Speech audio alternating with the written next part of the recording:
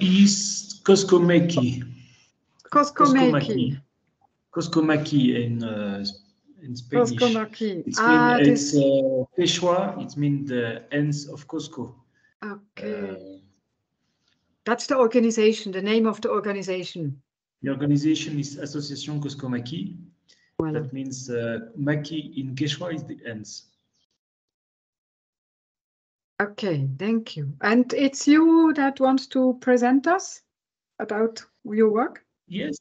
Yes, thank you very much. Okay. If it's possible just to start, it will be a short video. It will be in Spanish, but yes, please. Alexandre, I can also do a translation. Just let me know what is easier for you. I will try to speak in English. It will be a little bit challenging because normally I speak English, but I'm French and I'm living in Peru, speaking Spanish all the time. So it's not so easy, but normally I can speak. Okay. If it's so bad, if it's understandable, I will accept the translation. Normally I will make the effort to speak English. We appreciate very much your effort. Thank you. Thank you. If it's just possible to put the little video, please.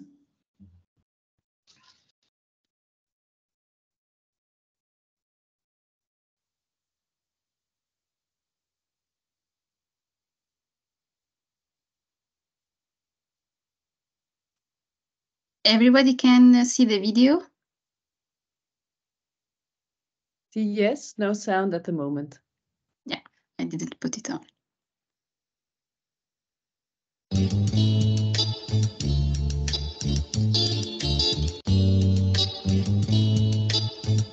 Yeah.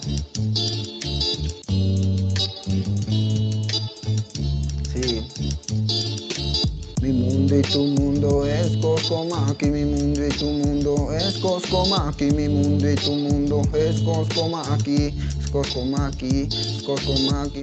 Asociación Qosqo Makhi es una organización que acompaña a los niños, niñas y adolescentes en situación de calle en el desarrollo de su proyecto de vida. Qosqo Makhi cuenta con 4 espacios educativos para realizar este acompañamiento. El dormitorio es un lugar donde los niños menores de edad que tienen problemas en la casa se van a alojar. Para dormir no se les pide nada, simplemente se les pide que aporten una sola caja común, que eso apoya a todos en cualquier momento. En el dormitorio para realizar, por ejemplo, las tareas, tenemos una hoja de tareas que nos dan en el registro.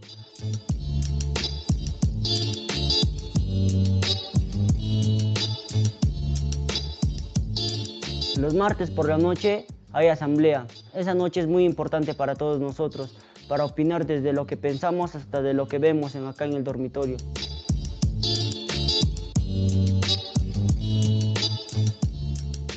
Hay 2 talleres, que son la panadería y carpintería, donde vas y es una oportunidad para que te capacites y puedes salir de ahí. La idea es formarlos o darles herramientas como trabajo en equipo, que aprendan a tener horarios, y tenemos chicos que aprenden a hacer panadería, ¿no? Y también carpintería, ¿no? Y al final lo usan como forma de vida. Es eso, las oportunidades son de salir, depende de que tú vas aprendiendo, eres responsable.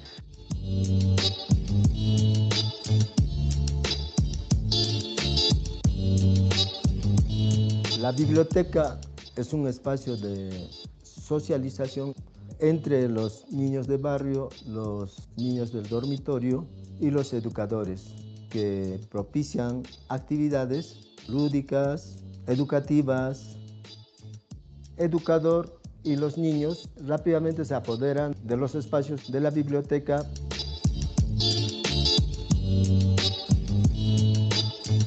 También acogemos simpatizantes del proyecto, en lo cual aprovechan ellos para intercambiar con nuestros usuarios y el equipo de Qosqo Makhi. Además, Asociación Qosqo Makhi forma parte de varias redes nacionales e internacionales de cooperación. Nos ha permitido entablar relaciones, intercambiar experiencias y aún reflexionamos y reforzamos las intervenciones educativas que realizamos. Los educadores acá a nosotros nos ayudan, nos orientan en muchas cosas y ellos nos dicen que lo más importante en este mundo es la educación y primero salir adelante como persona.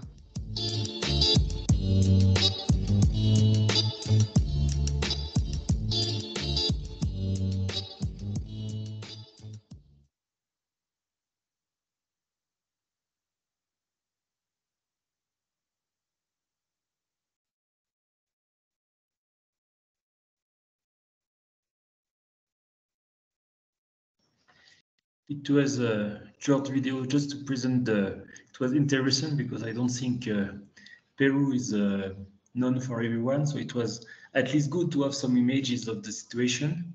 I don't know if maybe if you can just translate the most important, but unless I can explain during the conversation. So maybe I think I will explain just if you I think I will do. But thank you very much, Entonces. Thank you very much to give me the opportunity to speak about the association Qosqo Makhi. My name is Alexandre Blanc. I'm the coordinator of the association. Qosqo Makhi is an association who is open from 1990. Is working with the street children in Qosqo, Peru. Qosqo is in the south of Peru, in the middle of the mountains. To introduce, I will explain who are the street children in the situation. The street children are basically, I heard the presentation about Ghana is a little bit different in Qosqo. The majority of street children are children who get problem with the family who know problem of alcoholism, of violence, and the children decided to escape from these sad realities. And they arrive in the street of the cities in Qosqo. Also, there is another situation about poor families in the mountains, without no money, and the children decide to leave to earn money to do a little job, and this money will help the family. But basically, the main part of the population are living in the area of Qosqo, or some few kilometers in the communities outside Qosqo.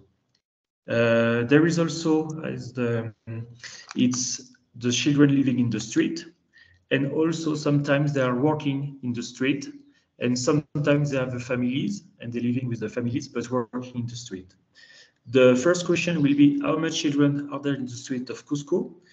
And the first answer will be a little bit frustrating because it's I don't know and we don't know, because there is no number about this data, and it will be the topic of the discussion about how to act as a blind in this situation. We don't know how many street children there are in the street and what are the evolution of this situation, because the situation has changed a lot between the pandemic of COVID, and after the pandemic of COVID. So the first part of the discussion will be a short presentation of the work of Qosqo Makhi. So Qosqo Makhi was an organization that was opened in 1990. The founder was a French woman that was called Isabelle Beaufoumet. They decided to speaking with the street children with a concrete question, what I can do to help. And she decided to, speaking with the children, they explained that they need first dormitory, a safe place to sleep, and they decided to open dormitory. In the dormitory, there were since 1990, 4,700 children in such years. That give an idea about the phenomenon. And the children explain about also their need, and from their need, they decided to open the dormitory and then different spaces. I will give an explanation about the different spaces. They give the different spaces from the video. The first space is the dormitory, a dormitory that can allow with a capacity of 40 children each night. Of course, it's possible to give more space in case of need. For the moment, there is no 40 children in the dormitory. There is a little bit less for the reason I will explain. This is the first space of the association, there is also professional workshop, as you can see from the video. For the moment, there is 2 workshops, one of bakery and one of carpentry. The children who decided can go to this place to learn a new job, but it's not to learn to be carpentry.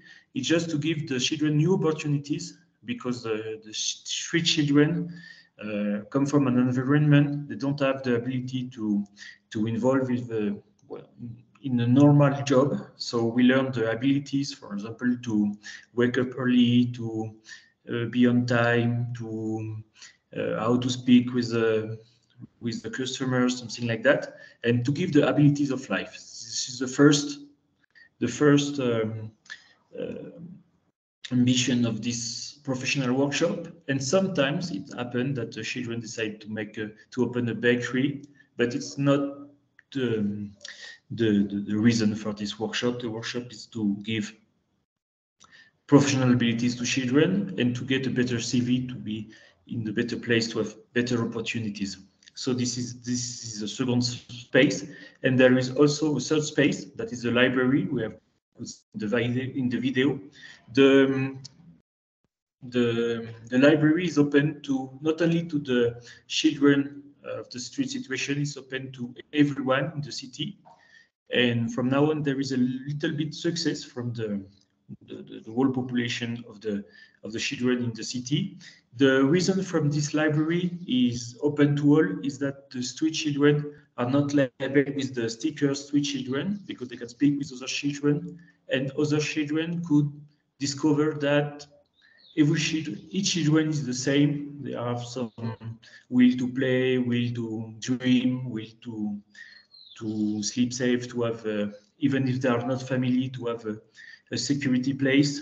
And they discovered from every child there is the same reason to live and to have the same reason to play, to dream. And it's good to mix the children with everyone.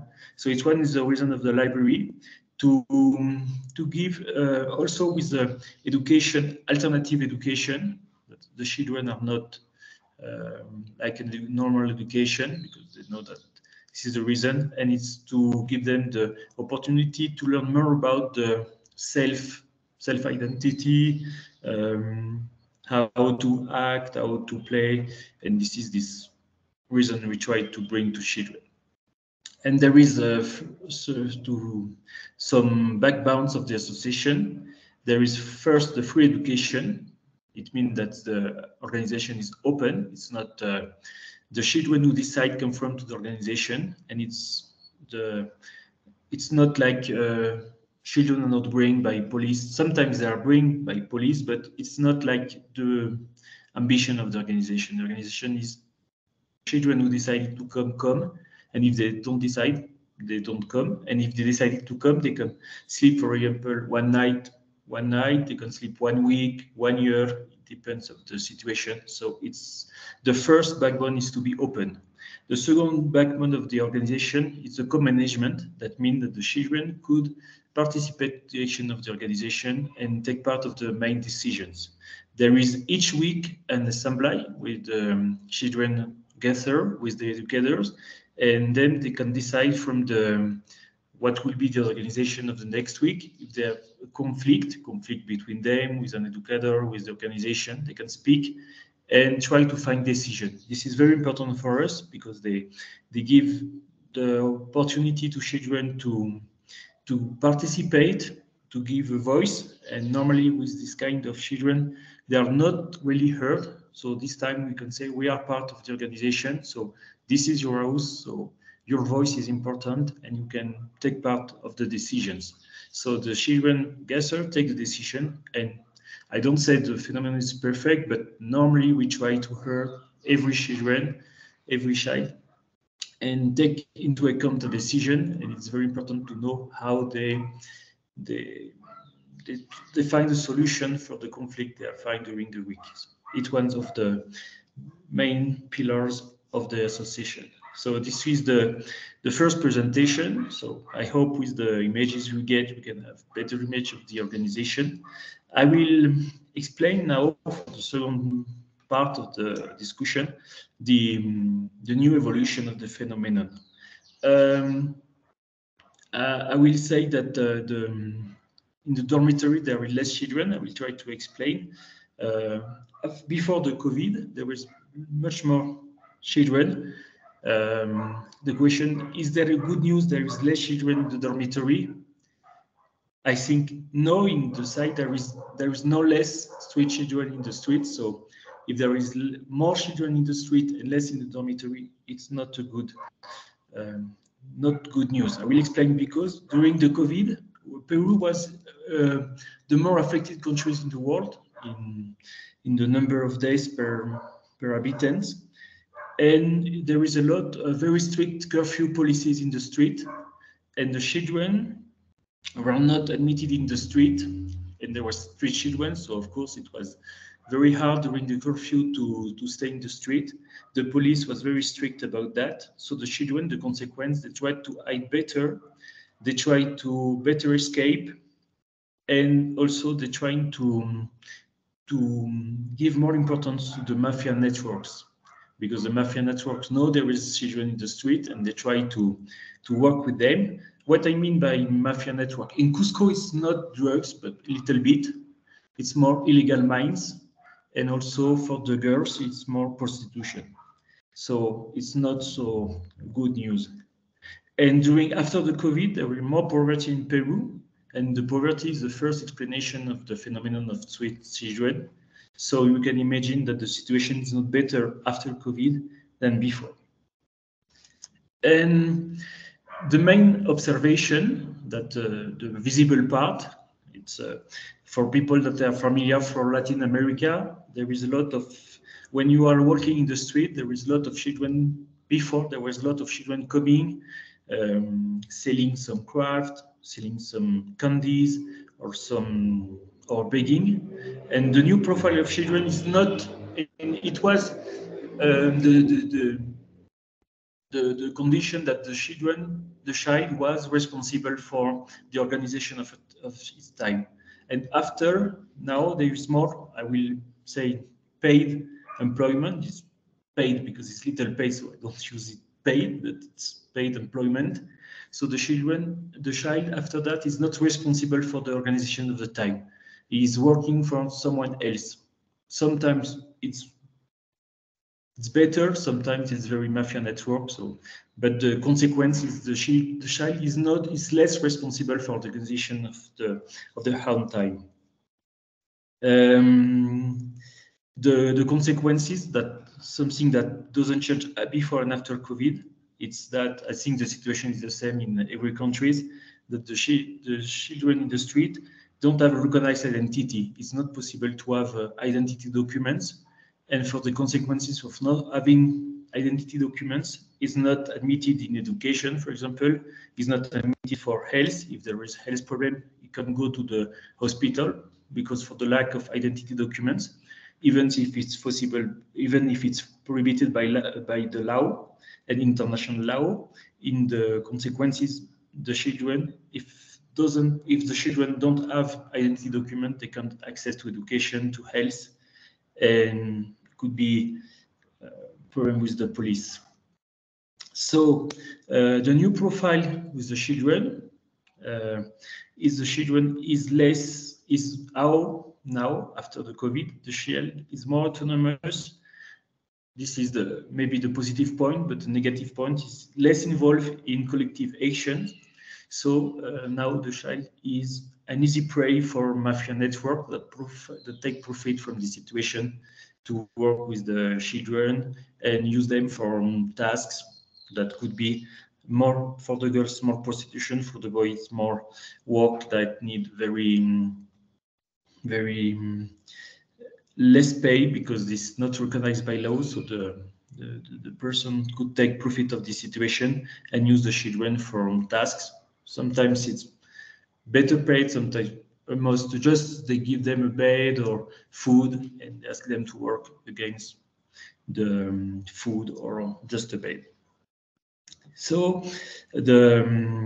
as I said, when we have asked to the children in street situation, what could be done to improve your life. They are not asking about health, education. They just ask to be more visible and better recognized. So it's very important to know that to underline the important resilience of these children. That the only thing they ask is just to be more visible, better recognized. And don't necessarily ask for better condition, better comfort, or something like that we could have expected.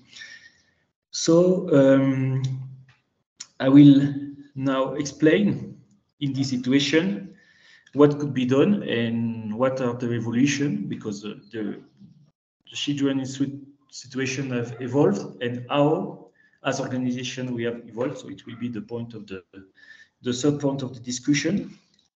First, it's something important after the COVID. We try to give better focus on education and health, because we recognize that we can act with children, we can give them the capacity, the ability to work in the workshop. But if the children are not in good health situation, only action we can make will not be efficient, because after they get the 18 years old, they will be back in the bad situation. So we try to give better importance on health, and children, for example, get problem of teeth. And it's something that could be very important for teenagers, that if it's not possible to smile, if it's not possible because if it's shy about the situation, it will be very hard to find a situation in the life. So we try to put more money in the situation of health, because it's very important. And we know that if, for example, there is, because the children also eat very bad. So if it's not eating good, it's not very difficult for them to find a good job, difficult for them to find good opportunities, situations. So we try to give better focus on health and education, because we discovered that it's very important step for them in the life. And after COVID, it's more important. So we try to give more money on these topics. As I said, the new about the new evolution, the new dangers, they were before, but it's stronger now. It's the human trafficking, and even the children are interested in this situation, because there is very attractive, even if it's trafficking for us, for them that they're living in the street. It could be very attractive. It could be easy money. The problem for us, it's very hard to get contact with the children, because it could be mafia, that could be dangerous. So it's more difficult to get access to the children that involve in this kind of situation of work. And so third question is, what about the state? In Peru, we can say that there is almost no state for the street situation.